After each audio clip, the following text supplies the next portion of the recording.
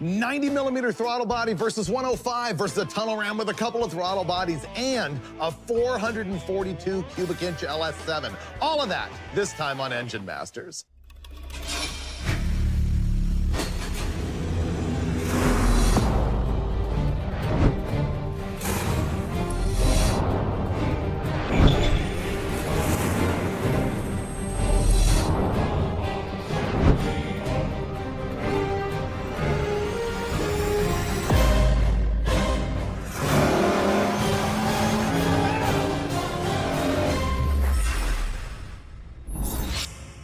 How much throttle body airflow do you need for your EFI engine? Well, that's what we're here to find out this time as we test a 90mm versus a 105 versus 2,000 CFM worth of top-mounted dual quads with EFI. Actually, in this episode, you're gonna learn 3 things. First, you're gonna find out the power difference between the 90mm and the 105mm. Then you're gonna find out the difference between the forward-facing throttle body with a 105 versus the tunnel ram with dual quads. And the third thing is a combination for a killer 442 cubic inch LS7. Here's how we're gonna do all that, using the same Holley High Ram base. You see, that intake manifold will handle either this lid for a forward-facing throttle body or that one there for the dual quads. So nothing else is changing except for the top of the intake manifold. Also, Holley does offer this lid right here designed for either a 92mm throttle body or a 105. Now, in this case, we're using the 105 for both tests because the smaller throttle body will work on the one with the larger opening here. So that's another sort of step that we're taking to make a clean A/B test between the two throttle bodies. This is really just like a carburetor CFM test. And if you're familiar with carburetors, you know that typically the larger the throttle blades, the more CFM of air they're capable of flowing. The same is true of a throttle body. It's just that they're ranked a little bit differently. They call it like a 90mm, and that is the metric diameter of this throttle valve that is inside the throttle body, or the butterfly. Usually, bigger is better, and bigger flows more air. What's interesting is that these two are ranked by a millimeter diameter, whereas these 4-barrel throttle bodies are ranked by CFM. They're 1,000 each. Steve Dulcich did me a favor and calculated the area of each of these in square inches so you can kind of get an idea of what's really sort of the range of difference between 90mm and 105. Check this out. The 90mm throttle body, right there, the square inches of that is 9.85 inches. It jumps a lot more than I expected when you go to the 105. That is 13.4 inches. Pretty wild that you go from 9.8 to 13.4 with that change. Now, when you do two 1,000 CFM 4-barrel throttle bodies, you get 19 square inches. Now, just to sort of put that in carburetor terms, for those of you who might be more familiar, a 1250 CFM Dominator, that would be 14 square inches of butterfly area. It's not really a comparative analysis because the Dominator's got boosters in the way, so the airflow is not exactly the same, but it sort of gives you the idea. To test all of these, I knew that I was gonna need an engine that made a lot of airflow. Really, if I'm not taxing the limits of the 90mm, then I'm not proving anything. Because if the engine only needs 90mm, then adding more and more and more, area to the throttle valve potentially isn't gonna make a difference. That's why I wanted something that was gonna make north of 700 horsepower. That's what we got when we borrowed this engine from American Heritage Performance. The bottom end is a stock LS2, typical GM LS engine. It's a factory block, but it has dart and sleeves that allow for a bigger bore. The bore and stroke is 4/130 with a stroke of 4 1/8, 4.125 inches. That adds up to 442 cubic inches. The cylinder heads on this thing are LS7 style, but they're a custom CNC ported unit by American Heritage Performance. The camshaft in this thing is also an American Heritage custom made by Comp Cams. It's a hydraulic roller camshaft. The duration at 50 thousandths tap at lift is 2:45 105 on the intake and a big 266 on the exhaust. There's a large spread there because the intake port is so much better than the exhaust side. The lift is 660 on both lobes, and it's on a 115-degree lobe separation angle. The one thing I've held back on you is this engine is 14-to-1 compression. It's got scat cranking rods, race tech pistons, and typically American Heritage builds these things at lower compression like 12.5-to-1 and runs them on 91 octane. And so Steve Brule has some anecdotal information on the power difference between the two different compression ratios, and that's another bonus bit of like tech info that you're gonna get at the episode as soon as I sit down with the Steves. And once we chat a little bit, we're gonna be making noise with 442 cubic inches of LS7 power. It's a big moment. It's the very first LS7 we've ever had on Engine Masters. You were wanting a big motor to test big air. I think we had to make horsepower to make this a realistic test. We have a customer who tests a whole bunch of these LS7s, and they're generally pump gas versions. And they make big power. They're 440 inches. They make 700 horsepower on 91 octane. You told me with 12-to-1 compression on 91. Yes, on a factory computer. He puts them in Corvettes and stuff and very successful with them. It's American Heritage. Coley was kind enough to lend us his personal engine that he's building for his father. Yeah. So we had a little extra time with it. So we've got a 440-inch LS7. Yeah. That's big and makes good power. And it's sort of anecdotal, but we have another test that we can talk to you about. This thing's 14-to-1 compression. Right. He normally runs 12.5 on pump gas. 12. With the same combo, so you kind of know the difference. What happened? Well, it seems as though the returns were diminishing after 12-to-1.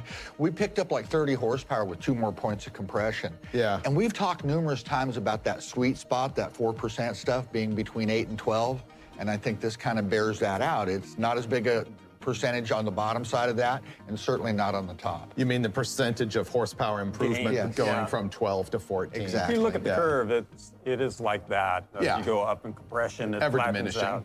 Yeah. Yeah, I wouldn't bother. For The same 30 thing with- horsepower on No. a street car, I would just run at lower compression. Well, after Right. our conversation, Coley decided he's not going to either in the future. Perfect. Okay. Okay, so there's a little bit there. But what we're doing here is airflow testing, and right now we've got the smallest throttle body on it, so we're gonna fire it up and get ourselves a baseline. Perfect. We're about to run this with a 90-millimeter throttle body, and then we will switch it over to 105-millimeter. Then we'll come back and show you the results of both.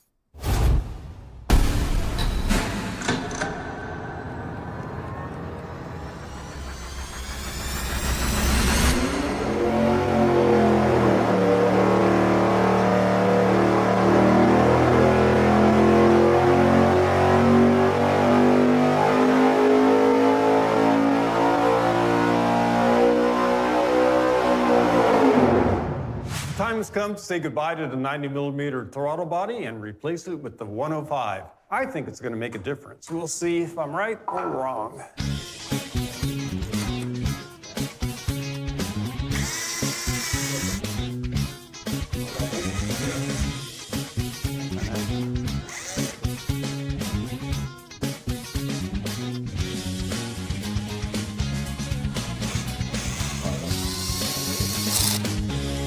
With 15 millimeters more throttle bore, that should let more air into the engine and make more power. Steve's gonna fire it up, and we're gonna find out right now.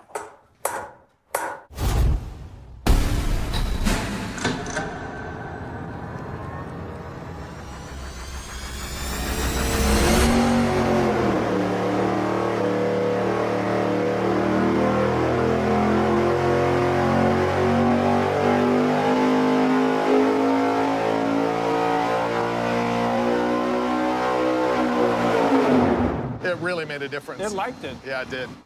Let's start by looking at the pull with the 90-millimeter throttle body. Pretty stout engine with a good spread between the RPM at peak torque and the RPM at peak horsepower. At 5,100 RPM, this thing made 595.3 pound-feet of torque. All the way up at 7,100 RPM, it made 732.2 horsepower.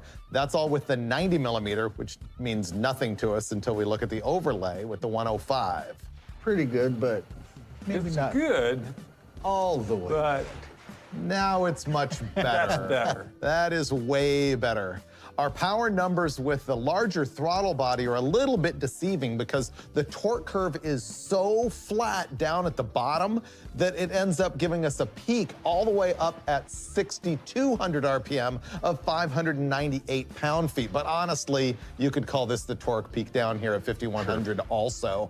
And then up at the top, we're still looking at 7,100 RPM, but now we're seeing 741.5 horsepower. Clearly, the larger throttle body was the way to go.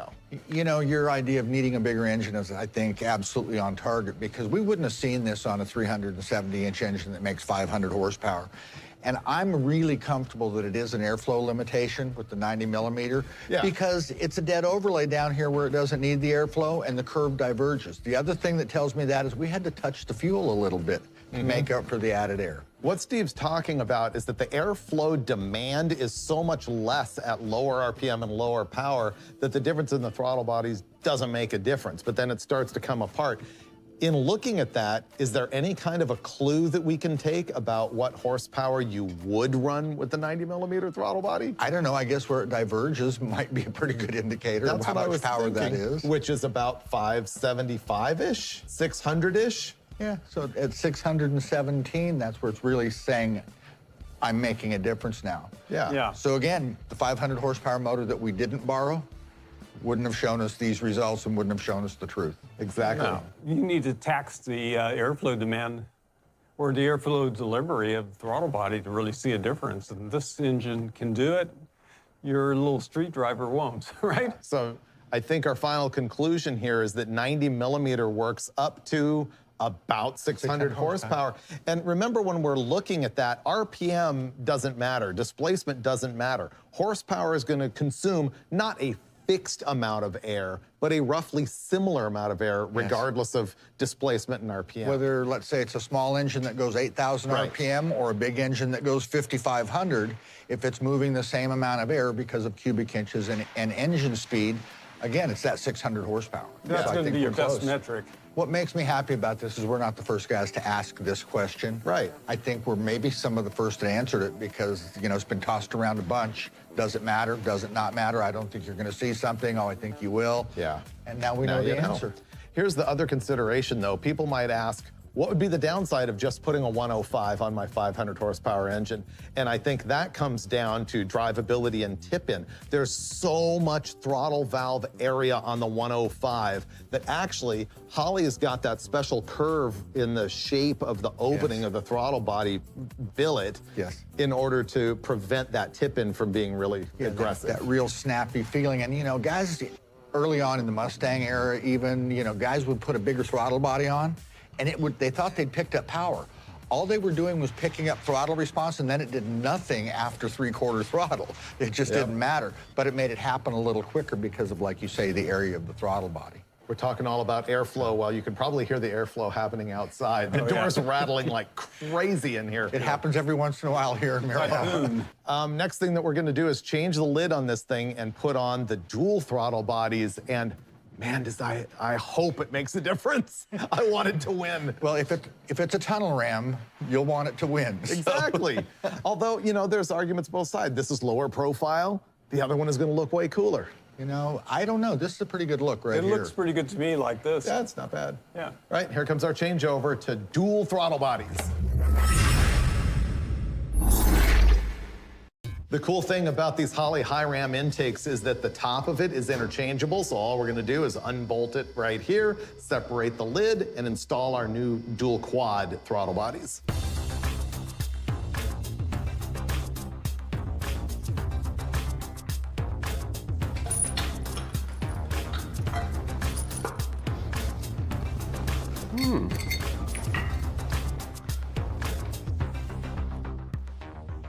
Immediately better.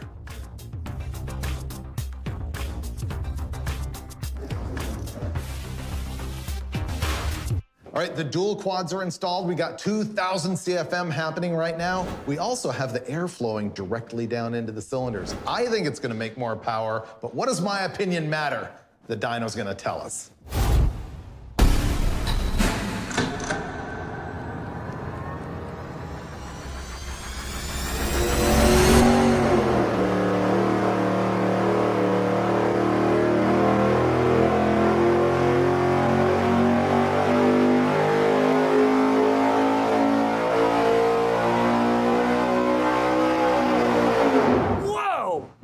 is complete. Yes. Dual quads on tunnel rams work even Every with the time. EFI. Every time. It doesn't fail.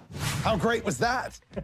Let's find out how great it was, because I know it was great. I know it pretty good. was. Yeah. I know it was too. Just once, I want you to be wrong. Okay, Steve, here's how it works. I find the thing that always wins, and then I just attach myself to it. So that's why I do shows with Dulcich. That's right, Brule. The power numbers with the tunnel ram are finally 600 plus pound-feet of torque. We got 604.7, and once again, it's up around 6,100 RPM, but you can see the curve is very flat, and so you've got that power everywhere. And up top, still at 7,100 RPM, we made not 750, but 748.7 horsepower. Compare it to the 105, and you can see that the tunnel ram dual quads was way better. Same Way trend. better. Doesn't need the air down low, needs it more up high. But it's separating sooner, Yeah. because it's making a little more power, maybe? Well, that could be quality beer. I mean, I know that higher engine speeds are higher air speeds. And so alignment and those things, turns and radiuses and all of those things start to become more critical with higher feet per second air speed than at low engine speed. So it could We were talking about how with the, anteater, the air doesn't want to make that hard south turn Yeah. right into the front cylinders. It's probably cramming all the way to the back. Well, a lot of guys will think that the air is somehow rushing in and hitting the back of the manifold. It doesn't really work that way. It's not like it's running through the air at 100 miles an hour. The engine's drawing the air in. Right. But there's still more abrupt turns to make than a nice, perfect, straight alignment. So the quality of air, look, we see it on the flow bench. When you have a nice, smooth radius and it's long and straight, it flows more air. So what it's going is- to do the same thing. What he's talking about is if you look at the layout of the throttle body to the cylinder, it is a straight line from the throttle blade all the way to the valve, instead of having to make a turn, which is what you would do with the throttle body. Which setup probably of the helps forward throttle body. distribution, too. It's got to. We don't know that. but- I can be robots. fairly certain that it doesn't make it worse. So- Yeah. Yeah. Let's have a look at the 90 millimeter just so that we can. Okay, there you go. The blue lines here are the 90 millimeter front mounted throttle body. How could you even live with yourself putting something like that on this engine? Although in truth, I don't think the average guy who's building a 700 horsepower plus LS is going, oh, I'll get the smallest throttle body on the market. They're getting the 105. Right. Absolutely. And while this graph kind of illustrates exactly what's going on and it's fairly defined, it's not a huge difference in peak power. We're looking at 41 to 48, 7 horsepower at peak, and sometimes the packaging just doesn't allow this. It's true. This isn't a look that a lot of guys want for their car, and they don't want the hole in the hood and everything else. But, I mean, they're wrong, but they can have that opinion. Mr. Snuffleupagus is fairly attractive as well. It is pretty good, I have to admit. In addition to what we saw in power here, you told me you were looking at the manifold vacuum, and it showed the same trend? So when Ishmael actually started looking at the data, it kind of qualified what we had to do as far as making changes by adding some fuel because the engine was moving more air. To richen it up for the tune-up, okay. Yeah, and so when we went back and looked, he had data logged the run, and it had 4 kPa, which converted to inches of mercury vacuum. It was basically an inch of vacuum. Restriction still. With the 90 millimeter? With the 105 millimeter. Even with the 105? Yes, it was even greater with the 90. So moving up, and that's, again, it showed us a power increase, not so much at the bottom where it doesn't need the airflow, but up at the top where it was a restriction. Now there's not, and so it picked up some more power. Interesting. What we're talking about there is if you look at manifold vacuum, usually if there is a restriction above the intake manifold, you'll see that at wide open throttle at high RPM, it will actually be pulling about an inch of mercury, or if it's a bigger restriction, it'll pull even more. Yes. But you're saying with 2000 CFM up top, it didn't have any manifold vacuum. No, 2000 which- CFM was enough. Right, it Yeah. tends to tell us that that's enough throttle valve area. Well, you go back and you look at some of the things that just didn't make sense at the time, like Bill Jenkins running 2 Dominators on a 331-inch small block, saying it just doesn't need that much air. But when there's no restriction, the engine makes more power. Yeah. So the reasons that we think that the dual quad setup made more power are better alignment of the airflow down the barrel and into the cylinder, and therefore also giving us sort of a more even air-to-fuel distribution cylinder to cylinder, which is a guess, but we think that's true. And we now have enough throttle valve area that we're not imposing a restriction to airflow for this particular engine. Agreed on every point. Yeah, Yep. I think that pretty well sums it up. Now, let's talk about boost. I've never seen a turbo guy or a ProCharger guy or Vortec guy run a hat on 2 throttle bodies on top of a tunnel ram like this, and why not? You know, it's kind of interesting, but once the manifold is completely under pressure, I wonder if it does the same thing once there's pressure in the hat versus actually the engine drawing air through the flow. I think it's the same thing. I think it's the same thing too. I mean, the air's still moving, it's still flow. Yeah. Just because it's pressurized doesn't mean it's stopped moving. No, I agree. It's still got to move, and it's got to move more air through it. Yeah. Most of the turbo and boost guys are using that Holley, forward throttle body lid. Yeah, agreed. Well, it's easier to plumb, for one thing. So I think here's what we've learned overall. First of all, the 90mm throttle body, by our dead reckoning, is good for about 575 to 600 horsepower-ish. Second of all, if you've got 700 horsepower, you really want that 105, or honestly, even a little bit more, because we were still pulling vacuum with the 105. Yes. So I don't know, maybe start porting some stuff here and there. Or Maybe somebody's gonna make a 110. Maybe they will. You need a little bit more. And then, of course, with the tunnel ram and dual quads on top, we've talked through why the multiple reasons are that it made the best power overall. Good stuff, really. And once again, you win with the tunnel ram. Hey, it's inevitable, Steve. I know. That's a foregone conclusion. Horsepower, it's kind of inevitable because it's what we seek every single time on Engine Masters. Uh-oh. I've got one in, Steve. 3 points define a plane. Yeah, but you don't need to define a plane here. All you need is 2 bolts to line it up. Yeah. 2 bolts define alignment. Well, I get, 1,740. Well, we're within 5,000, Steve. Yeah. Confucius said, man with too many watches never knows what time it is.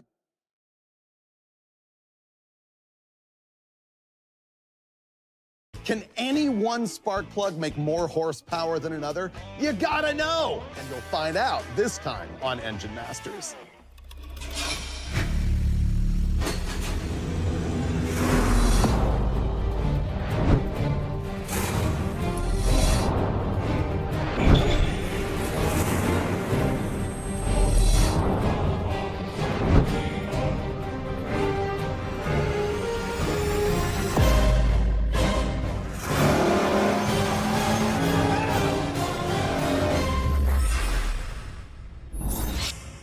Spark plug power. It's the episode that applies to everyone. Well, unless you're a diesel guy, in which case I guess you can be forgiven, or if you're an EV guy, in which case you're not watching the show. But spark plugs, this is the source of glorious internal combustion. Speaking of that, the spark plug goes all the way back to the mid-1850s. I would say there's probably no automotive part outside the spark plug that has had more different designs, all in the hunt of horsepower. And that's what we're gonna do here, is look for horsepower. Now, for full disclosure, I gotta tell you, there is a lot about spark plugs we are not gonna be able to test.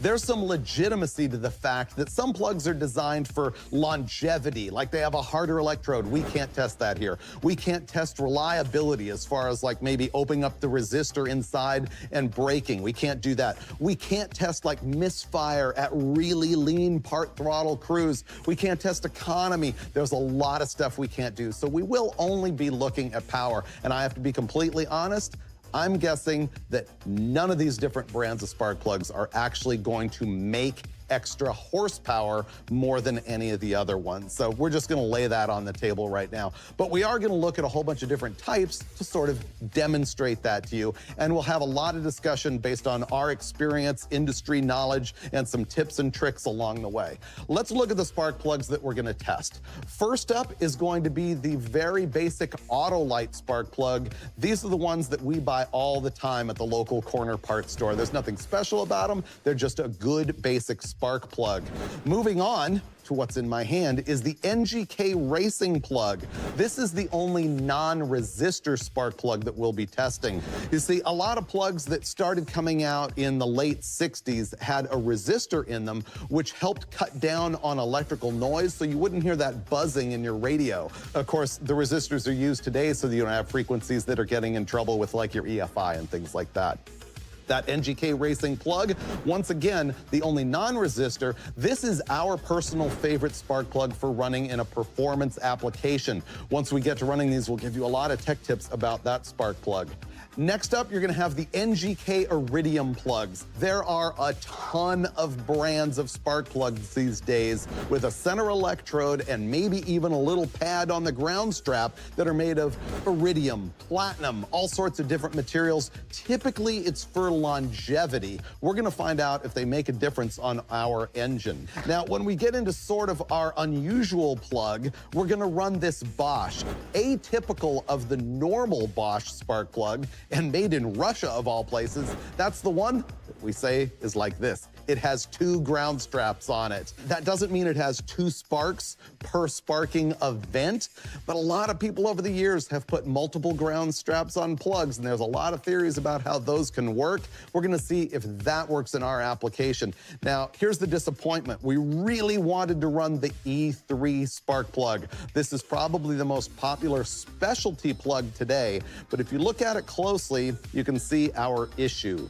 I bought these spark plugs and we discovered that they are so long that they hit the pistons in our engine. So unfortunately, we're not going to be testing that one in our engine. However, we're gonna run all the rest of these and we're gonna get through it pretty quickly. I think the meat of the episode is going to be in a lot of tips and tricks, and we did find something that makes power.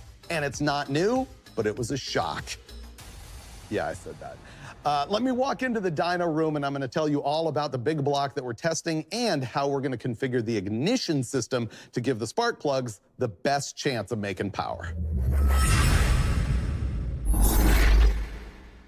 Here's the engine we're gonna use. I wanted something with a little bit of cylinder pressure to give the spark plug some opportunity to show a difference. So this thing has 12 1/4 to 1 compression. That's not off the plot in any way, but it's the highest compression engine that we had sitting around here. This is a 478 cubic inch big block Chevy, and this thing should make 800 horsepower, and it should run to 7,500 RPM. So I think it's gonna be what we need, but I asked Steve to change the distributor, and that's because, once again, I wanted to give the spark plugs the best opportunity to make a difference, meaning I wasn't gonna use the MSD Digital 7 Plus that we normally run for ignition, because that thing just has like the spark of death. So what we're gonna install is an MSD HEI, which is an aftermarket clone of the GM distributor that came out in 1974. It has an integral ignition module, so it doesn't use an external box. It also has an integral coil in the cap. So what Steve did is he took the old distributor and lined it up, pointing at the #1 cylinder, which is how we like to arrange our spark plug wires. Right now, the engine is at 35 degrees before top dead center, but it's not dropping into the oil pump drive, so he's gonna tick it and make it drop all the way in on the helical gear.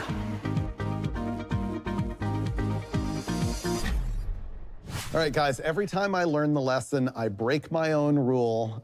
In my stand-up, I actually went on record and said, I don't think any of this is gonna make a bit of difference. You made a prediction? Yeah, I did. Oh, Freiburger. Oh, now I'll be wrong. Here's the thing. We want to see some kind of change, and so now I guaranteed it so that I can be wrong, because that's a trend. I disagree. You're always right. No, I'm not. Steve is. You think this is going to make a difference on all the spark plugs? Oh, yeah. I think the big deal here is going to be on you to make sure that our oil temp, water temp, everything is the same on each pull. Because if we see any warbles in there, it could be temperature related. We're talking onesies, twosies. They have to be really 1 or 2 horsepower. careful. And I think it's important to note that onesies or twosies are zeros. You know, engine repeatability, dyno cell repeatability, there's something called cyclical variance. An engine does not do exactly the same thing every time you run it. So we're gonna see onesies and twosies. I expect to see that, but for all intent and purposes, in my mind, that's nothing. Okay, so a little bit of a self-fulfilling prophecy here. I mean, we've all got a chip on our shoulder about this, except for apparently Dulcich, who thinks it's going to make a difference. I just want to take the contrarian viewpoint. I mean, I don't think it's going to do anything anyway. Yeah. So I'm going to run in the cell and show you what we're going to do for our very first spark plug. What's going to happen is we're going to show you a plug, run the engine. Show you a plug, run an engine, and at the end, we'll go back and look at all the results.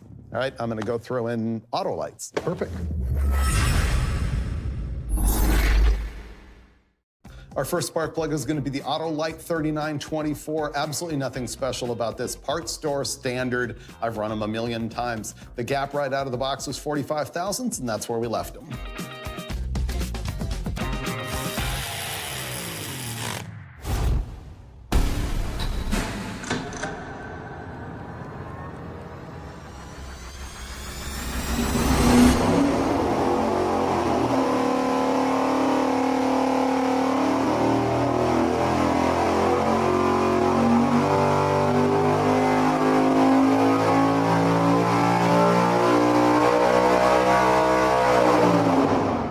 The next thing we're going to do is take our exact same Autolite 3924 plugs, and we're going to start messing around with the gap. These things are at 45 thousandths right now. That is the airspace in between the ground strap and the center electrode. The interesting thing about spark plugs is that they're designed with the ground strap sort of to match the gap that they expect you're going to run for the application that the plug is designed for. You can see that the ground strap and the center electrode are pretty much parallel with each other. Now, when we start to change the gap, that's going to change too. We're going to stretch these out to 65 thousandths of an inch, which means we're going to bend this up, which means it's not going to be parallel anymore, but that's what you get.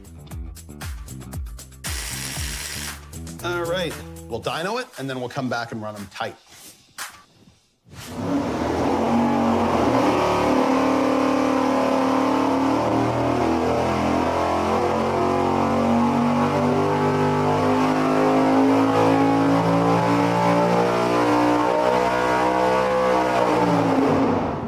What we're in the process of doing right now is removing all the spark plugs. We're going to go ahead and change the gap from 65 thousandths, where we had it, down to 20 thousandths.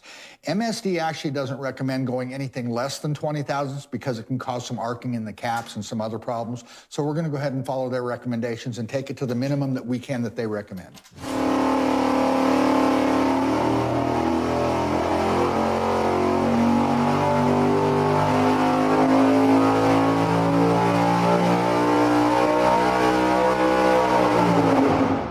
Now we're going to go to the NGK Racing plug. This is my personal favorite for any kind of muscle car V8 performance application. And honestly, why wouldn't you run these on a 4-cylinder, 6-cylinder, whatever, if it's, yeah. They're pretty good on everything. I love this plug. Let me talk about why. There's a couple of reasons. First of all, you can get them in a bunch of heat ranges, and they're very easy to understand. This one here says 7 on it. That one says 11. In NGK parlance, the bigger the number, the colder the plug. The cold and hot refers to the temperature of the center electrode. It's the center electrode, isn't it? It's actually, my take on it is the length of the porcelain. The porcelain is like a fuse. And the shorter it is, the quicker it gets to the spark plug body and then to the head, which pulls heat away. And you can see exactly that in these two plugs. This one right here has a longer porcelain. That is the hotter plug because the path to the coolant is much longer. You can tell this one is the number 11 plug because it's much colder. See how the porcelain's much closer and attaches kind of at the top? That is the difference. The last thing we really love about the NGK Racing plug is that see how silver it is and it's got some sort of coating on it? This is the spark plug that I personally can read the timing on the easiest. You'll be able to see after we run the thing, maybe I can show you again, that the coating on that strap will be burned. And if it's closer to that end of the strap, that means that it's too retarded. If you move it out towards the threads, that means it's more advanced. And you tend to want it just rolling over the other side of the bend right there. All right, Steve's putting in the 7s right now.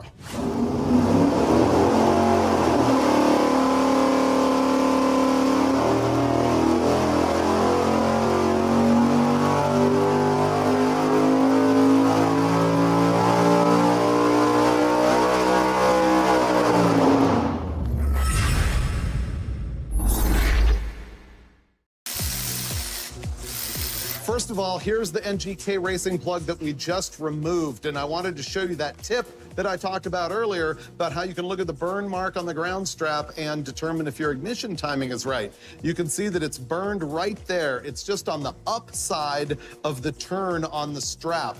I would say that means that it wants a degree or even degree and a half or so of more ignition timing advance. We're not gonna do that because we're trying to run an A/B test here, but I thought I'd show it to you. Here's the next thing that's going to happen right there, the NGK iridium, the material that comes from meteors. You can see on this that it's got a really, really pointy center electrode. Basically, you use these if you want a lot of longevity because the iridium is really hard, but we're just throwing them in at about a 30 thousandths gap to see what happens. One more tip. If you're using spark plugs in aluminum head, it's a good idea to put a little anti-seize on them. We're not doing that, but it's a good idea.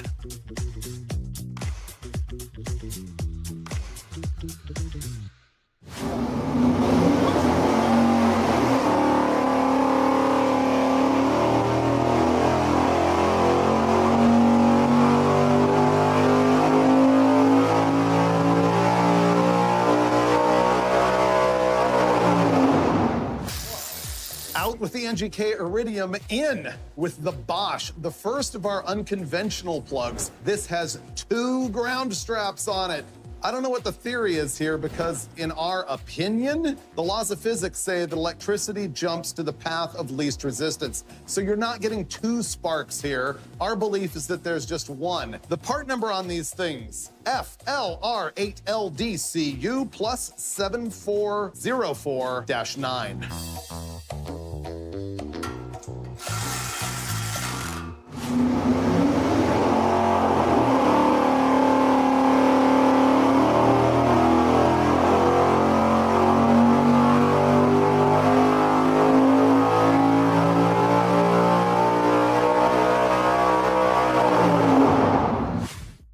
We had the NGK plugs installed at the factory gap of 30 thousandths. Now I'm going to open it up to 65 thousandths and see if that makes any difference.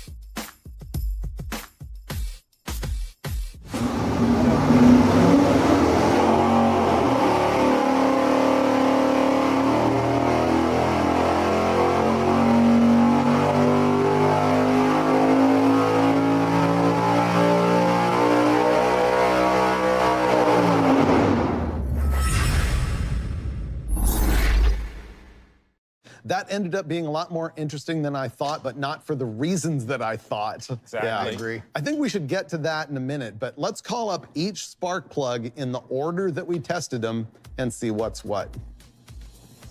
And the first up, the regular old Autolite, 807.7 horsepower, 609.3 pound-feet of torque. When we opened up the gap to 65 thou on the Autolite, 809.7 horsepower, 611.2 torque. Now we closed up the gap on the Autolite to 20 thousandths, which delivered 807.9 horsepower and 608 pound-feet of torque. I think the thing I learned about the Autolite is you can just grab them off the shelf and they run pretty good. Yes, absolutely. Well, they are my go-to for a cheap, inexpensive spark plug that's going to do the job for a regular application. I slam them in everything all the time. No, I see them a lot in racing engines as well as the NGKs. There are builders that prefer the Autolite. So, well, this is the standard lowest level Autolite, but that shows you don't need a super trick plug right out of the box to make power. The next one that we tested was the NGK. The racing plug has a little bit less horsepower than I wanted, 804.4, but the torque, pretty good, 610.1. And look at that, the black line dressed that. And you know what, that NGK racing plug, I will continue to use and perform on the plug. That's huge for me. Silver. Actually, as it's dissipating heat, it's going to discolor the CAD plating. And so about 3 threads down seems to be a proper heat range for most applications that you're attempting. So what does it? Blackens it. Yeah, it's a good guide. Now we've got the Super Tricadero Iridium plugs, the NGK Iridium, and it made 802.7 horsepower. The torque, 610.7. Market because they last forever. And we grew up in an era where you change spark plugs at 12,000 miles along with your points and cap and whatever. After every cruise night, because I was huffing raw fuel out the exhaust. Well, and that doesn't happen anymore with air fuel management being what it is. Spark plug, a standard spark plug interval is 70,000 miles on a late model vehicle. Really? Yeah, and the iridiums last there. You pull them out and they look like they're untouched. Well, a lot of that also is by regulation because those engines have to be able to maintain their emissions for Yes, X number of for miles as 50,000. an OEM requirement. One other thing that I have heard about the iridium and manufacturers making a claim that because it's a smaller diameter wire, it's easier to create a flame kernel under higher pressure applications, so they sell them for boosted applications typically, or they applaud them for that. When I was at Jacobs Electronics, an aftermarket ignition manufacturer, we would tell people that if you choose to have like a weak ignition system, old point stock coil or everything, that it's easier for that to jump the gap because the point is so pointy. Yes, yeah, it's easier to create a flame kernel. The spark jumps from the center electrode to the ground strap unless you hook up the coil backwards with points, and then it jumps from the ground strap to the center electrode. A tip I didn't know. Really? There you go. Wow. All right, next one. We tested the Bosch. Yes. What happens when you put two ground straps on the same plug? You make 803.1 horsepower and 610.6 pound-feet of torque. And the Bosch is now red. And once again, dead overlay, you can't even see that we pulled up another one. I think we all agree that it's not throwing two sparks per cycle. It's the path of least resistance is where the spark is going. I think it might change, alternate, go back and forth. And I think the plug lasts longer because you've got twice as much material to eat. Yeah, there you go. Yeah, good point. Actually, the reason plugs often don't last is because there's actual metal transfer between the center electrode and the ground strap every time the spark throws. And eventually, you probably pulled plugs out and you can see the buildup on there.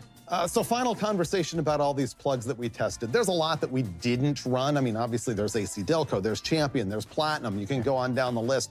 This cross-section tells me that with a great ignition system, with a brand new plug and brand new engine, it just doesn't make a difference. It's almost nothing as far as out-of-the-box spark plugs go. On power. Yeah. But we think there are other reasons to choose some of these plugs, like the Platinum and the Iridium and things like that. Longevity, yeah. But then there's the very last thing, which is what we actually learned. Steve has called up our proof about spark plug gap that we saw with the Autolite plugs. In the black lines here, we've got 45 thousandths gap. In the red, 65 thousandths. And over and over and over, it repeats so that we believe the trend is that the bigger gap made a little bit more power, as you can see. Yeah, I was a non-believer initially. I was like, oh, that's not gonna matter. Once it started the flame, it's taken over. But it did it again. Yeah. And we didn't believe it, so went back and did it with another set of spark plugs, and it did it again. So watch this with the NGK Racing plug. The last thing we tested is opening up the gap to 60 thousandths on our NGK Racing plug, and that saw 806.9 horsepower and 609.7 pound-feet. Black lines here are going to be the NGK plug right out of the box, and then in the red lines, we open it up to 60 thousandths, and you can see it's definitely trending better all the way up to, I'm going to call it 5,800 RPM, and then once again, all the way up at the top. Little peak right there. I have to admit, I was a real naysayer. This gap thing kind of doing A-B, the way we should test things. Yeah. If there's something going on, I'm heading the other direction towards big versus small. It's definitely a trend you can see. I mean, it's not huge, but it's there. There is something there. Well, once again, what we see all the time is that it's just that little stuff that ends up adding up, and next thing you know, you're making 20 more horsepower than the next guy. And more horsepower than the next guy is what we strive for every single time on Engine Masters. You know what? Maybe I should go 65. No? I don't know. David? I think I am going to go 65. Steve's made the executive decision to go 65 thousandths, probably because he bent one too big and didn't want to tap it back. That'd be my guess. Probably. I don't know. Let's go big or go home. I mean, widen out the gap. Yep, but I would have gapped it at the sharp point instead of at the dull point. Really? I feel like my entire discussion's the dull point. Really?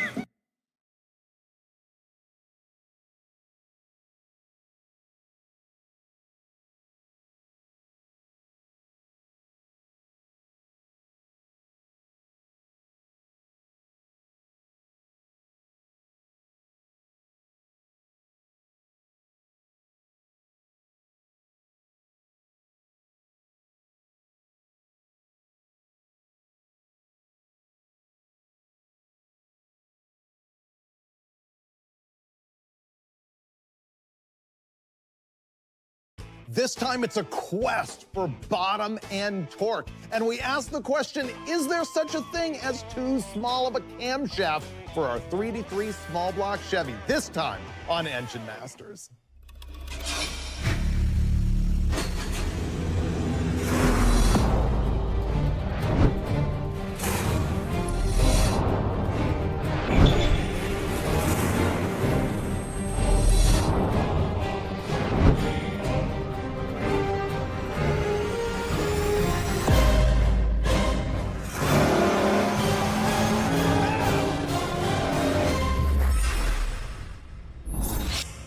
It's come to my attention that not everyone wants the bottom of the page camshaft.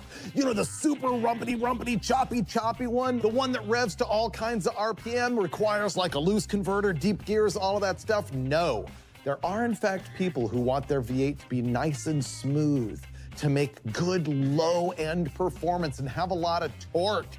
And you know what? That guy is often me. Yeah, in my rock crawler or in my tow vehicles, I really don't want the massive camshaft. I want the thing to turn the key and go and idle in traffic and make a lot of low-end torque. And finally, the small camshaft is the answer, and that's what we're gonna be testing for the first time ever on Engine Masters in the quest for low-end torque and to find out if there is such a thing as too small of a camshaft. You see, I think a lot of people believe the smaller the cam that you put in, the more torque that you make.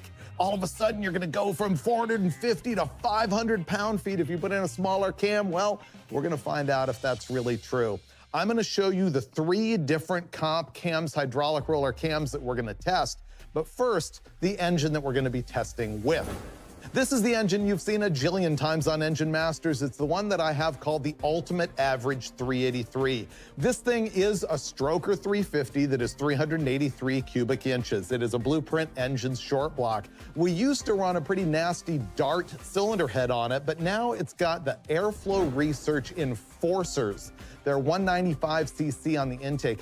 These aren't their full race series heads. These are their affordable line that still uses really good hardware, and in past tests, we found that they are the best of the low buck cylinder heads.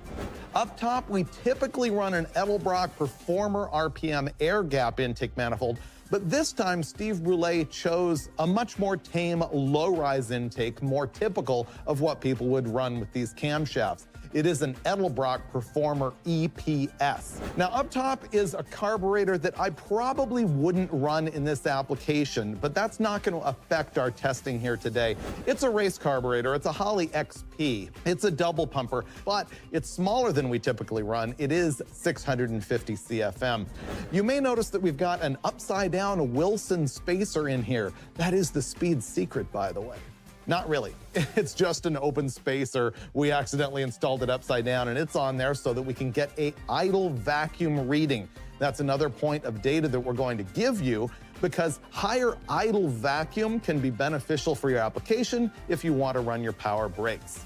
So let's get into the tiny camshafts that we're going to run here. Small, medium, and large. Let me give you the series names of these so that you can easily find them at Summit Racing or in your Comp Cams catalog. And these are all Comp Cams hydraulic roller camshafts. The smallest one is going to be the XR252HR. The medium one is an XR264HR. And up top, we've got the XR276 HR. Let's talk about the specifications, and I'm going to give you duration at 50 thousandths tappet lift. Remember that duration is how long the valve is open, and the duration tends to affect where the power happens in the RPM curve. So smaller tends to be lower RPM, bigger tends to be higher RPM. The XR252, the duration is 200 on the intake and 206 on the exhaust. That is like a camshaft, only smaller. I guarantee we've never tested anything that dinky. Now we move on to the XR264. The duration at 50 on that one is going to be 212 on the intake and 218 on the exhaust. And then the so-called big cam, the XR276, is going to be 224 on the intake and 230 on the exhaust. All of these are on 110-degree lobe separation angle. The lift is a little bit different here. The smallest cam is 472 on the intake. Then we've got 487 on the intake on the medium one and 502 on the largest camshaft. Now, you might say to yourself, well, you're not doing an A-B comparison because the lift is different. That's not really what I'm doing here. It's not just a test of camshaft duration. It's a test of the specific comp cams that you can buy right off the shelf. We're gonna kick this off with the largest camshaft and then work our way down. I'm gonna sit down with the Steves and ask them how we think we're going to judge this whole operation, and then we'll be making some noise with our 3D3 in the quest for low-end torque and finding out if there is such a thing as too small of a camshaft. First thing, guys, tell me what you think we're even looking for here. I started this out going, how much cam is too small, but how are we gonna judge that looking at these power curves? Every cam is too small. All the ones we're testing? Every valve train is too weak. Right. That's the solution. It's what I always say, there's no such thing as too big of a cam, just not enough motor. That's right. Well, in this case, they're all tiny cams, but when we look at the curves, is there a point at which we're gonna go, this gave up so much horsepower that we can't accept it? Or are we looking at the torque falling below a certain number? My take would be is we're kind of looking for torque. Right. The specific torque output, you've heard me talk about that somewhere. My kind of theory is within a general range of camshafts, once you get into the 224s, 230s, the specific output of the engine is going to remain the same. It's engine speed that's going to dictate horsepower. So there is a point, I think, though, going that way, where it will actually lose torque. Yeah. Where the valve just doesn't open long enough, it's not open tall enough, it just is going to lose some torque. But for me, it's more about the application. If you've got a tow vehicle or something like that, do you care about the horsepower that it makes over 5,000 RPM? Or do you care more about how drivable it is, how much torque it's making down low, where it really matters for your application? I think that a lot of times the factories or OEMs may have a different agenda. And so a lot of this stuff, when the camshafts are 198 or 196 at 50, I think a lot of that may have to do as much with emissions and mileage as performance. But we're looking at the other side of it. And total smoothness. Yeah. Which, on that point, I'd like to look at the idle vacuum of all of these. I think all of these cams are small enough, we could probably look at them at a reasonable idle speed of like 800 or something. Right. They're all small enough. I mean, if we pick 1,000, that's for bigger cams. All of these will idle and go in and out of gear with a stock converter. Basically, all these cams make the engine and car really way more drivable and smooth, which we're normally not interested in at all. So how much load do we want on it at idle? I'm going to basically say no load. No load, yeah. So what's your test regimen going to be? You want to idle it first or after your pull? Well, it doesn't matter. I mean, we're going to get it up to temperature where everything's good. We're going to look at the idle air-fuel ratio. The timing is fixed because we're going to be swapping some cams, so I put a crank trigger on it. So the ignition time is going to be 36 degrees all the time, which will help idle vacuum some over a regular curved distributor. So we'll idle it down. We'll make sure it's at temperature. We'll make sure the air-fuel ratio is correct because that can affect idle vacuum as well. And we'll just try to make all the parameters equal between each one, and then let's look at the difference. Okay, cool. Okay? Let's go. All right, here we go.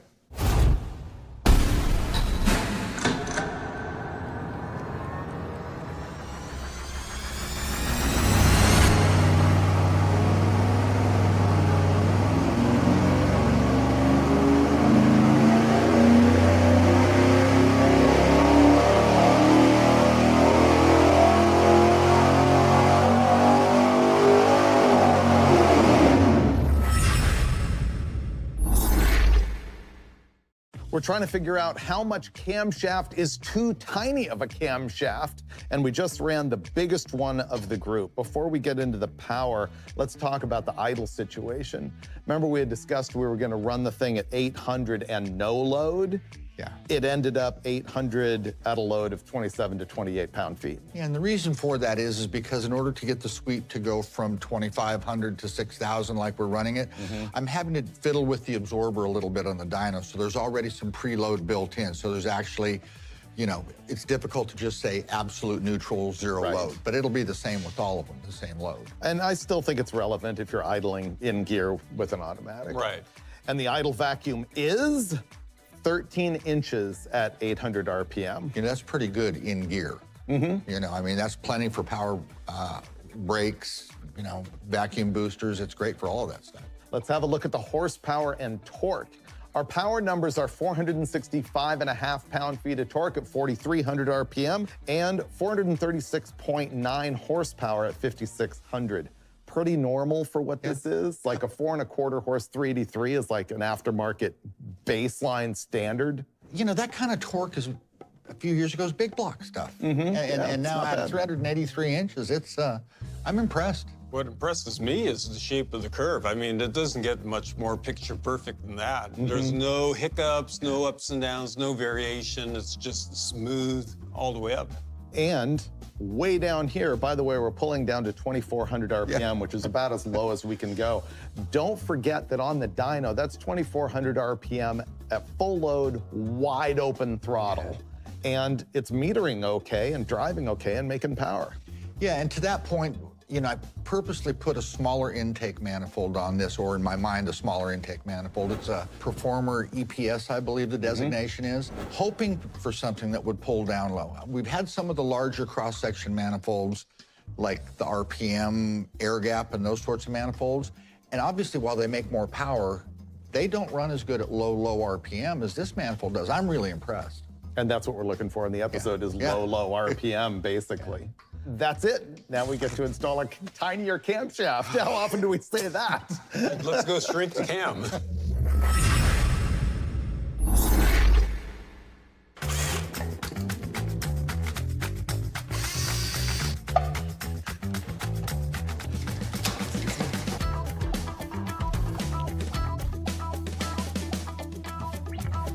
.224 cam, gone. 212 cam in.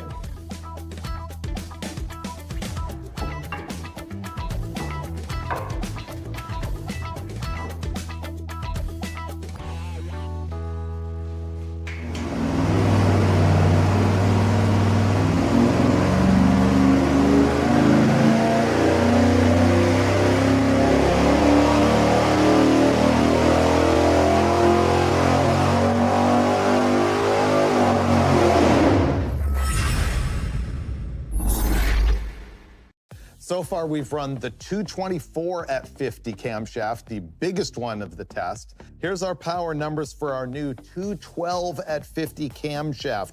464 pound-feet of torque at 3,900 RPM, and the horsepower is 407.9 at 5,100. Those numbers are gonna mean a lot more once you see the graph and we start to discuss it. But let me tell you about the idle vacuum first. At 800 RPM, with a little bit of load on it, had 18 inches of vacuum, up from 13 with the 224 cam. Adding to that 18 inches of vacuum, it's something that I really had never paid much attention to.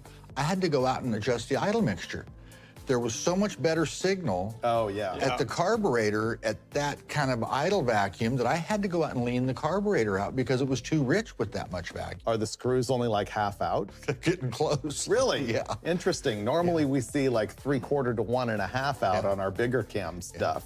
This is supporting your theory about torque potential, and the camshaft simply moves it up or down. So far, so good. Because we had 465 pound-feet of torque with the 224 cam, 464 here, call that the same thing, but the peak RPM went from 4,300 to 3,900. Way down. And the question about how we lost all the horsepower, basically 30 horsepower, we went from 436.9 to 407.9, but the RPM changed from 5,600 to 5,100, and that's all about horsepower as a function of RPM. Horsepower is torque times RPM divided by 52, so you see RPMs in the equation, so an engine has to make RPM to make more horsepower. Right.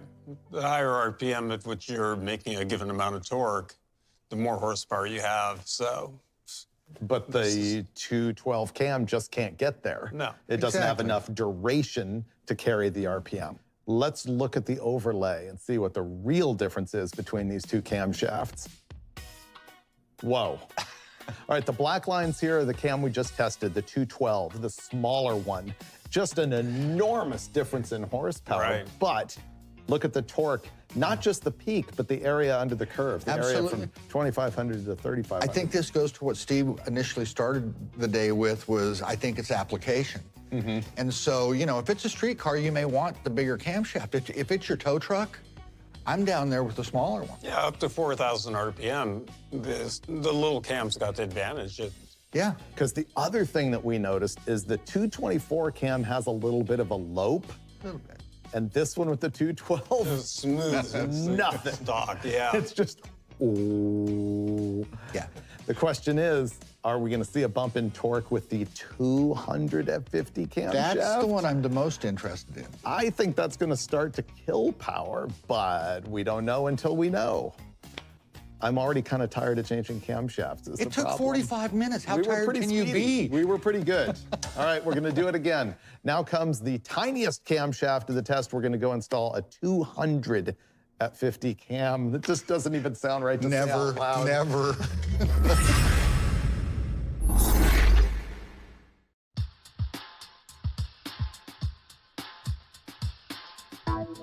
And now, the smallest camshaft we've ever intentionally installed in an engine.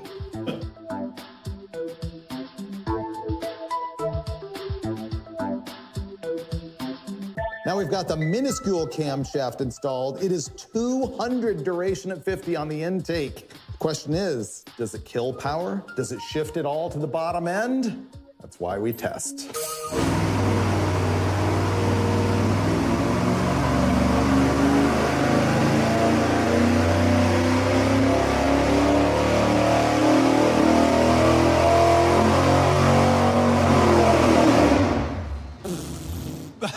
Wow, that killed a lot of power. Yeah, it did. We've tested 2 camshafts so far, one that's 224 at 50, one that's 212 at 50, and here comes 200 at 50. It's ridiculous. Look at the horsepower for this thing. It is only 363.4, and I will remind you, our 383 Chevy made as much as 436.9 with the 224 cam. Then we look at the torque. 452 pound-feet of torque at 3,700 RPM, which is also a drop from what we've seen. There's the curve right there. No real surprise, I don't think. We knew at some point in time, if you don't have the valve open long enough for it to get some air. I mean, kind of what we're looking at, in my opinion, here is we're looking at the volumetric efficiency curve. And if the valve's never open long enough or tall enough, it doesn't have enough air to do anything up here, and it even gets to the point where it loses torque. Let's look at the comparison versus the 212, because Dulcich was saying it's going to make more low-end torque. Well, I thought it would, yeah. I'm going to say no. Yeah, no. lost some. Well, I have to give Dulcich credit. It makes just a few more numbers. The black lines here are going to be the 200 duration cam, and red is 212. Look at that. You're right, Steve. It made a speck more torque down here. The infinitesimal, I mean, those really small gains you get there at the very bottom, it's just nowhere near worth the trade-off at top. No. No. Do we agree that we found too small? This Yeah. is definitely too small of a Too cam. small, yeah. One thing you do gain that is notable, though, is smoothness. Actually, we didn't talk about that. The vacuum on the 200 at 50 camshaft was 20 and a half at 800 RPM, but not as much as a jump. Look, the 224 cam was 13 inches of vacuum, 212, 18.1, and then 20 and a half on the smallest cam, the 200. So there was a bigger change between the 224 cam and the 212 than there was from the 212 to the 200. Sure. Sound-wise, the 224 still had a little bit of a lope. The 212 sounded stock, and the 200 sounded like it was strangling. It really, I walked in there, it wasn't even loud.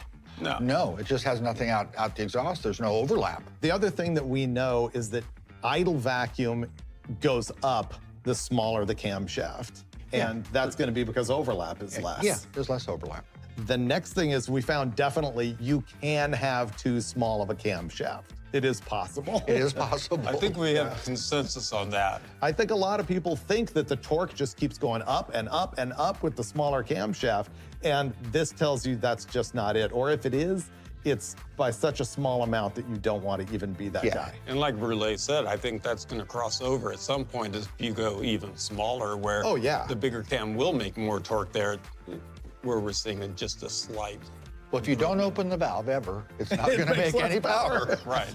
The other thing we know for this specific application, which I think is extremely common in the real world, the 383 10-to-1 average cylinder head, it really, I think, wants the 212 cam for a tow truck and the 224 for a very tame drive around street machine. I agree with that 100%. Yeah.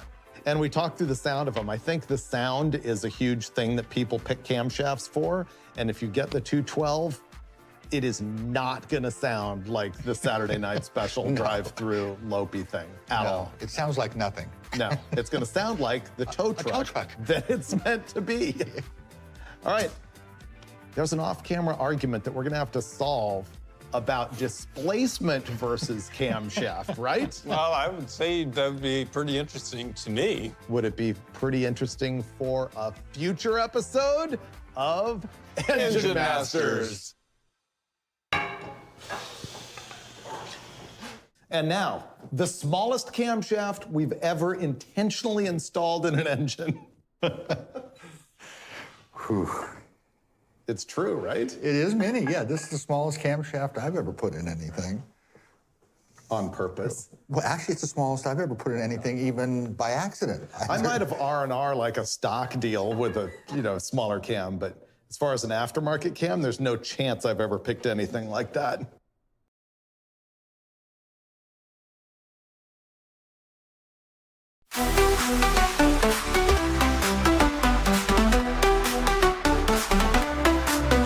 Every morning when I see your face, it feels like we're in a perfect place. Hand in hand, to the highs and lows, with you, my love, the feeling grows. We've been through it all, come so far. You're my compass, my shining star. In your arms, I found my home. With you, I'm never alone.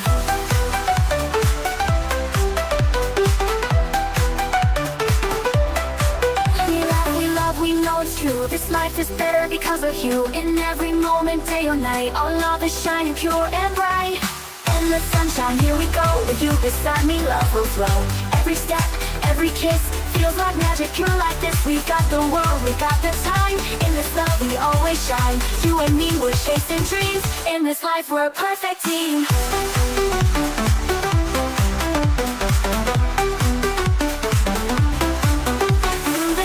Through the years, we faced the world without fears. Every laugh, every tear, only brought us closer, dear. Your love is all I need to see. The way you care, it sets me free. This love is strong, it's built to last. Our future's brighter than the past.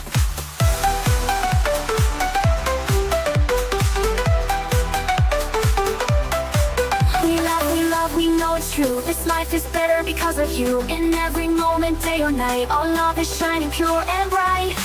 Endless sunshine, here we go. With you beside me, love will flow. Every step, every kiss, feels like magic. You're like this, we've got the world, we've got the time. In this love, we always shine. You and me, we're chasing dreams. In this life, we're a perfect team.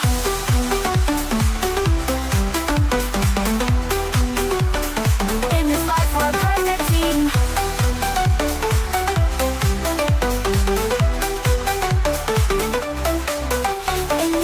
See the way, love that brightens every day. With you, my heart is always full. A love so simple, so beautiful.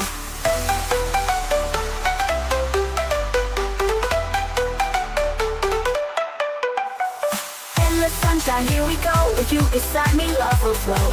Every step, every kiss, feels like magic. You're like this, we've got the world, we've got the time. In this love, we always shine. You and me, we're chasing dreams. In this life, we're a perfect team. You and me, you and me. In this life, we're a perfect team. You and me, you and me, you and me.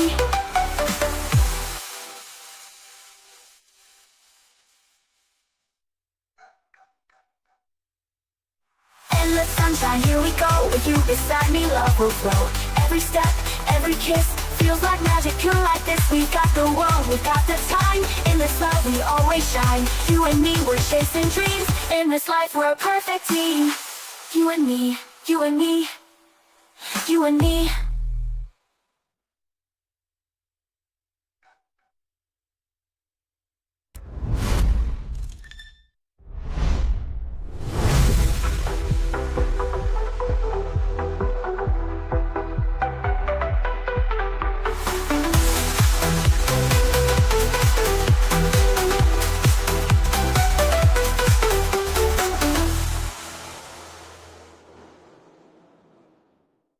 This episode of Engine Masters is just simple and fun. It is an air filter element shootout.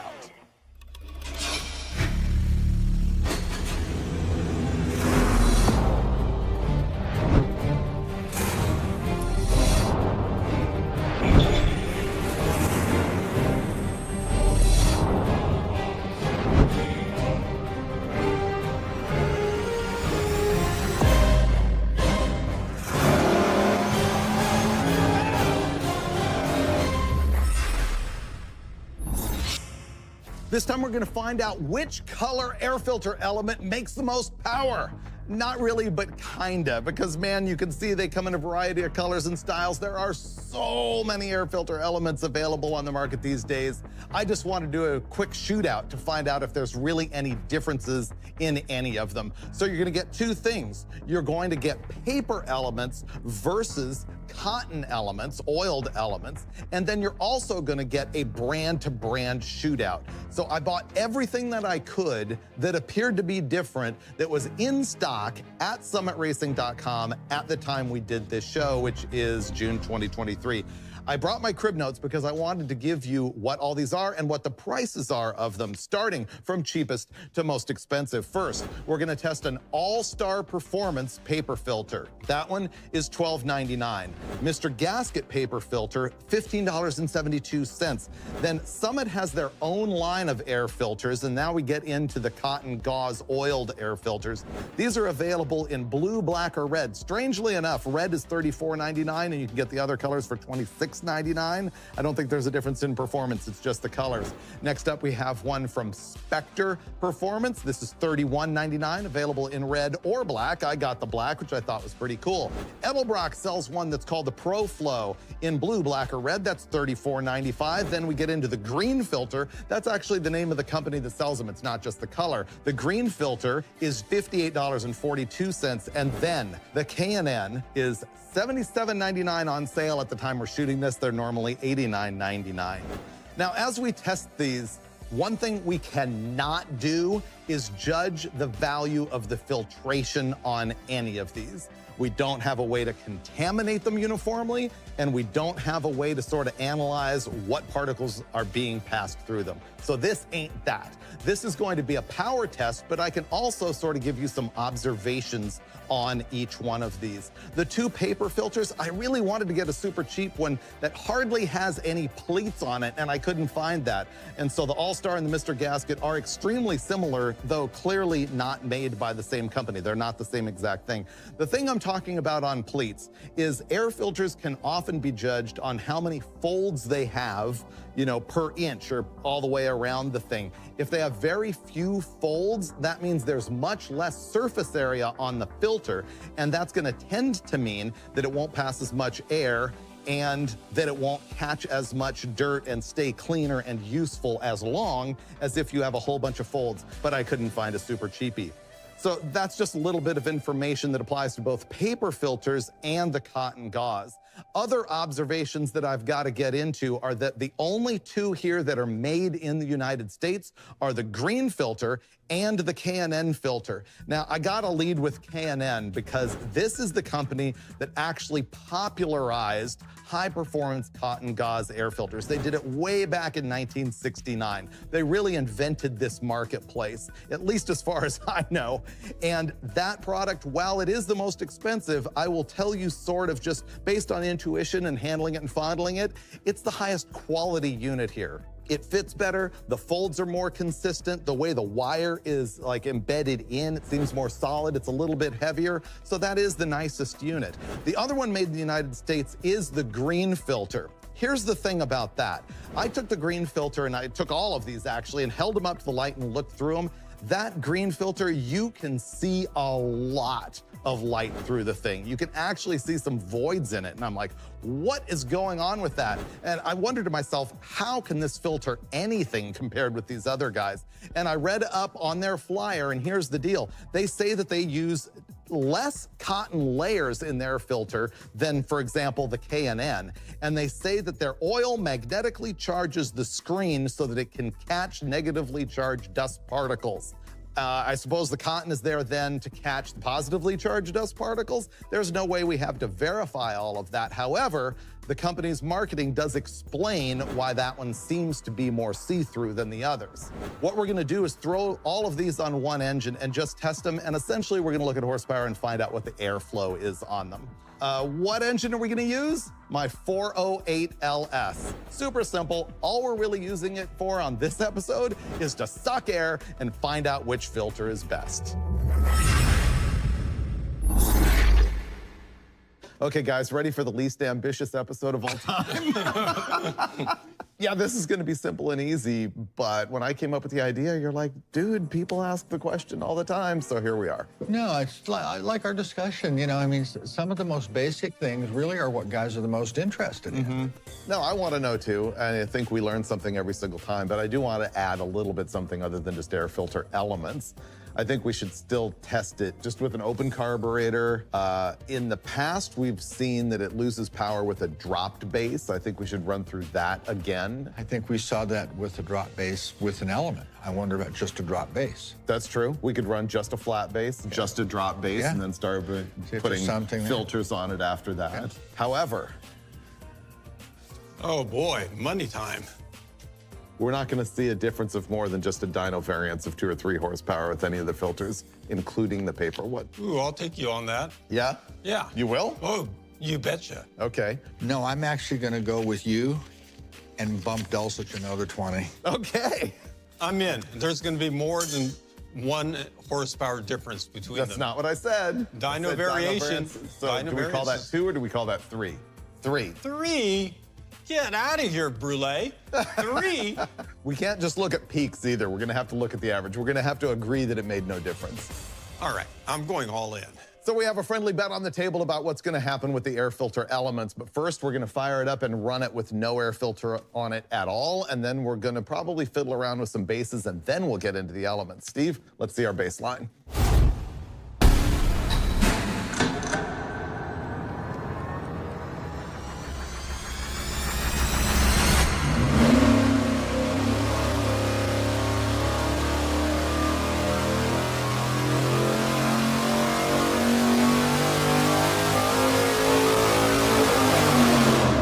On the open carburetor, nothing modifying it at all. We saw 508.6 pound-feet of torque and 541.3 horsepower. So let's run out there and we'll test both the flat base and the drop base, and then we'll come talk about what happened. Perfect. Our first test with no filter and just a base is with the dropped base.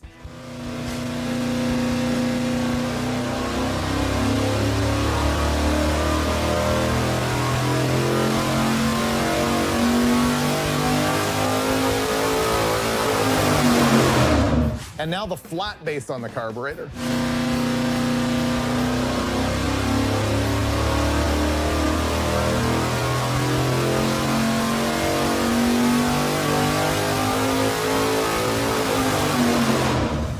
Steve's about to pull up the test with the dropped base on it so we can compare it to what we saw with nothing. Whoa. That's a lot. The comparison here is the black line is with no base on it, and then we put the dropped air filter base, and look at the power it picked up. It made 5 horsepower up top. I bet you the flat base does the exact same thing. You're talking one. Yeah, the flat base does the exact same thing. It is 1 horsepower difference. We're not counting that. So legitimately putting some sort of air transition into the carburetor helps. It helps. Which we've seen many, many, many times. I just didn't surprise. expect 5 horsepower all the way up top. Well, the reason I thought it was kind of cool to put a base on it is because you see so many guys at the track, if they're drag racing, they'll take the filter off, but I see some guys with no base and some guys with a base, and I think it's important. One is to kind of keep the engine temperature away from the air inlet, and then to contour it as well. And also the reason why it makes 5 horsepower up there and not down here is simply airflow demand. At It a makes much higher bigger speed, difference. so that contour makes a bigger difference. Yeah. When we do our filter testing, which base do you want to use? I want to use the flat one. Yeah. We'll test it all with flat, and then I think at the end I want to go in and test with a filter, the flat and the dropped. I think that's a good idea. Now we're gonna start testing filters, and we're gonna run in there and test our 2 paper element air filters, and then we'll come back and pick a winner on that, if any. Our first test is going to be the All-Star Performance 14 by 3-inch paper element. That's the cheapest filter in the test. I'm going to add this paper gasket. You'd be surprised how much dirt can get right between this edge and the carburetor air horn. And all set, ready for testing.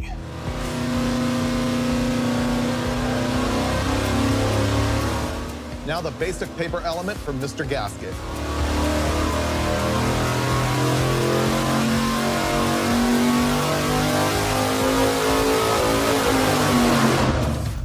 What's on the screen right now is the power with a flat base, but no filter on it at all. So let's see how much power a paper air filter element kills. Black lines is no filter, red lines is with a filter, so that you can see that you do lose some grunt everywhere in the curve by adding that paper filter. Pretty significant from top to bottom. How did the Mr. Gasket do? Now we're looking at a comparison of these 2 paper filters. The red lines here are going to be the Mr. Gasket. The black is the All-Star. They're the same. Those 2 paper filters really are identical. I think the worst part of all of this to me is that I couldn't get a Fram filter. That's the one that I always used when I was a kid because I wanted that orange rubber on there. That orange rubber was the key. Yeah. Yeah. So honestly, I think most of these paper filters that have a pleat count like this are going to do that. The next thing that we're gonna test is all of the oiled cotton gauze air filters. And I think I wanna run those maybe in order of price. Does that sound right? So I think the first one up is gonna be the Summit. We're into our air filter element shootout. We've already seen that our paper filters kill a little bit of power versus no filter at all, but now we're looking at our aftermarket oiled cotton air filters. First one up is going to be the Summit brand oiled cotton gauze air filter element. And the cool black looking filter element is from Spectre. Next up is the Edelbrock ProFlow. Can you guess which filter this is? It's the green one. And our last filter, the biggest name in the aftermarket, K&N.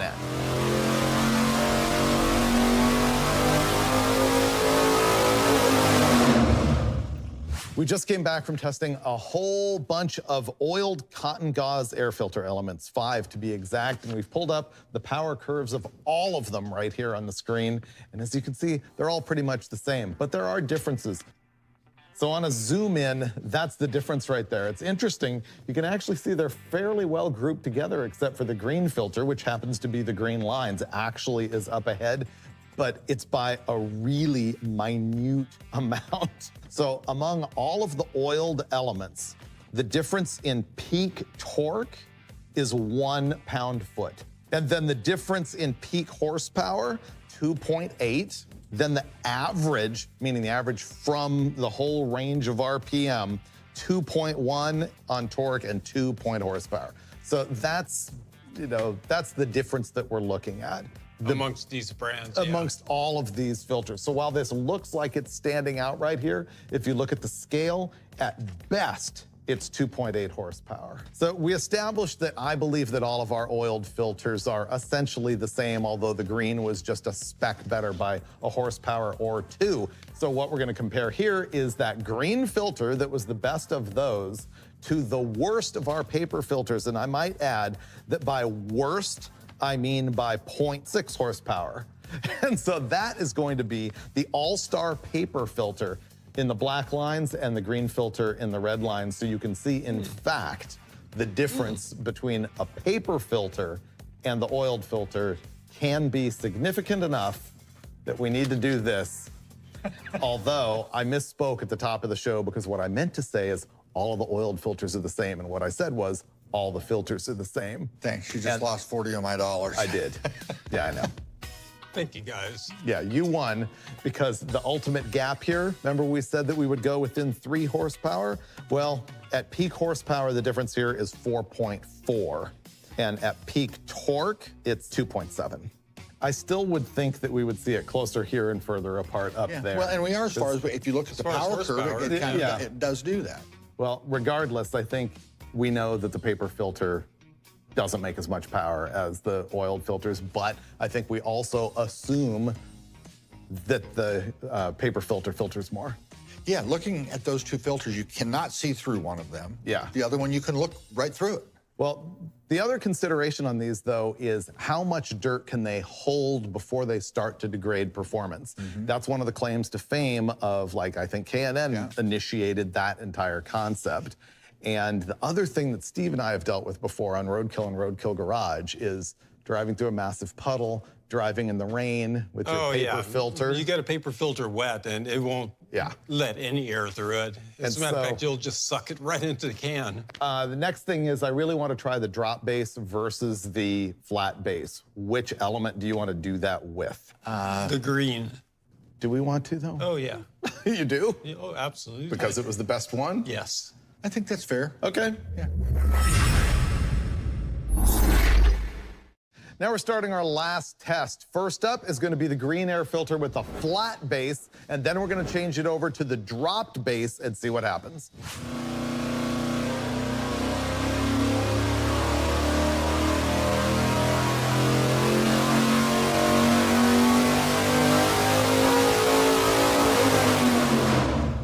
And now the drop base.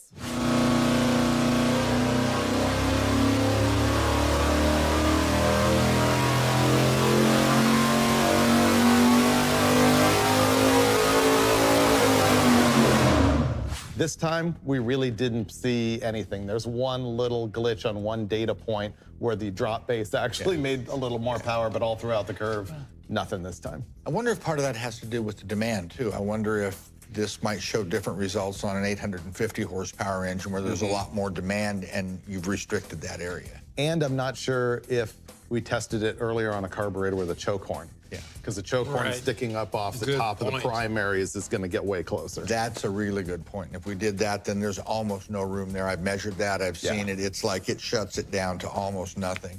The drop base is actually always kind of, in my experience, showed to be kind of a nice contour and entry into the top of the carburetor. So. Well, and while picking at minutia, to be fair, this green filter made the most power. I mean, it made more power than no filter at all. It might be making the airflow a little bit more linear through there.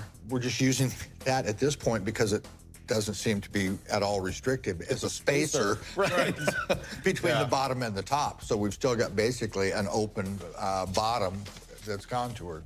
All right, I am prepared with conclusions for this entire episode. The first thing is there's nothing here that we can declare at all about filtration quality on any of this. No. Yeah, so just to reiterate that. The other thing is all of the testing you've seen here is going to apply at this power level. It's not going to matter if you've got a 283 running 10,000 RPM making 500 horsepower, or if you've got a 540 that somehow only makes 540 horsepower. It's about the airflow. It's going to be about the same. Not seeing huge differences, I would say that anything from this power level down is fine. Exactly. Yeah.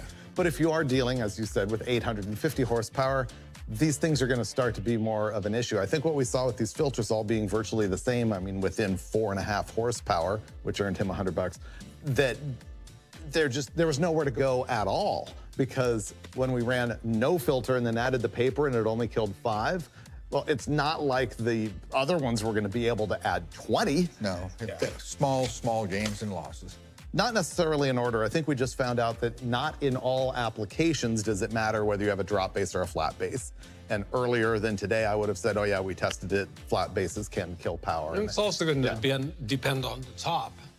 The other thing is what we've seen, I'm going to say every time, is that some sort of a base or plate or velocity stack is always better than an open carburetor. It just smooths that transition at the edge. Yeah. I think we learned that paper, as far as we have seen, let's say it tends to kill power versus no filter at all. And that the oil filters tend to make more power than the paper filters. By a little bit. In this case, it could be bigger in different applications. I think we can also say the two papers that we tested made the same power. I really wanted to find one of those papers with like no pleats in it that had almost no surface area. It might have made the same power, but it would have clogged much faster. Yes. The oiled filters that we tested, They were really all the same except for this green one, which made another couple horsepower. And maybe there's a reason for that. Looking through it and reading their brochure and watching the power, it's like, okay, I don't know if it filters anything, but it did move more air. Yeah, that was kind of an interesting explanation on how it actually filters. But it's not because of layers of material. It's some other magic that's going on there with positive and negative ions. Yeah. Yeah, okay. I think that's about it, other than the pros and cons of oil versus dry, which is oiled filters cost a lot more, but A lot more one time. you can wash them essentially forever. Yeah. If you're a guy willing to do that. Are you? No. Neither am I. I end up not having time, and one time I did it years ago, I made a mess of it. If I get a car that has an oiled filter in it and it's a caked up mess, as my junk tends to be, I throw it away. I'm willing to wash them. Yeah. And it's not so much even having to re-oil them and spend all that extra time. I'm just willing to wash them. As I mentioned earlier to you, I even have a K&N filter in my heating and AC unit because I take it out and I go wash it off and put it back in. Yeah. And I bought one filter and now it's been there for, 8 or 10 years. And you're not throwing away as much junk. And honestly, Yeah. I don't want to sound like Mr. Greenpeace, but that's truly, It is. I felt bad about throwing away just garbage and, because I was changing that filter once a month. And so now it's one time and I'm done. Well, that turned into a lot more conversation and thought over something that I thought was going to be just a totally brain-dead test.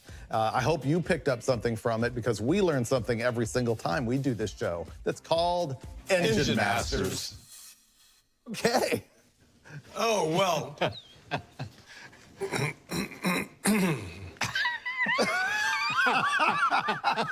I love guys like this, where you just go, no, we're going to really bet now. We're not just going to wand things around. And all of a sudden, have you ever noticed that same sound in their throat when they start to choke?